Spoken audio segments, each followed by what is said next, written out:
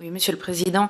La France compte 10 parcs nationaux qui sont reconnus au niveau international comme des territoires d'exception. Depuis la loi de 2006, les parcs nationaux sont également reconnus comme des outils de développement.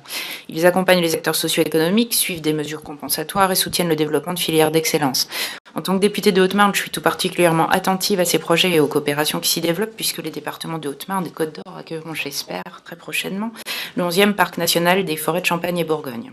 Au 1er janvier 2017, les parcs nationaux ont été rattachés à l'Agence française pour la biodiversité, ce qui a permis des mutualisations afin de renforcer l'action collective. Monsieur le Président, ce modèle porté par des établissements publics autonomes à la gouvernance majoritairement locale sera-t-il conforté, et si oui, avec quels moyens, dans la durée? Comment l'Agence française envisage-t-elle d'accompagner les parcs nationaux pour développer et promouvoir la biodiversité tout en assurant le développement de ces territoires?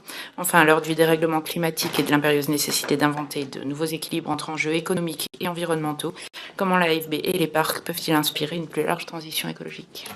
À Bérengère Abba, je voudrais dire que les parcs nationaux vont continuer d'être gérés et orientés par les responsables locaux.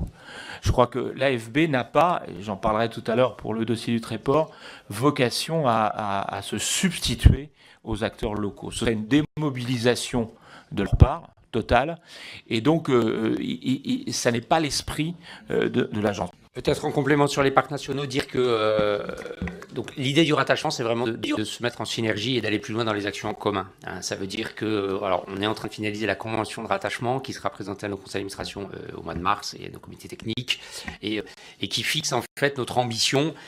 La loi, elle dit, c'est des services en commun. Donc l'idée de services en commun, c'est évidemment sur un certain nombre de fonctions support d'aller plus loin, hein, parce que PNF, Parcs nationaux de France, faisait déjà de la mutualisation là-dessus, d'aller plus loin, parce que c'est aussi une manière de dégager des moyens pour faire de l'action concrète, voilà. Mais c'est aussi de se dire comment on va plus loin sur le fond et pour les politiques. Donc pour illustrer par exemple, il y a un développement d'une politique connaissance dans les parcs nationaux, évidemment. Nous, on a à mettre en place le système d'information sur la biodiversité. Alors, on se dit comment tout ça se fait complètement en cohérence et la Convention va dire des choses précises là-dessus pour avancer ensemble. Mais on veut aussi le faire dans les territoires. Et donc on a déjà commencé à organiser des rencontres entre nos directions régionales et les parcs nationaux pour que localement des actions puissent être mises en place.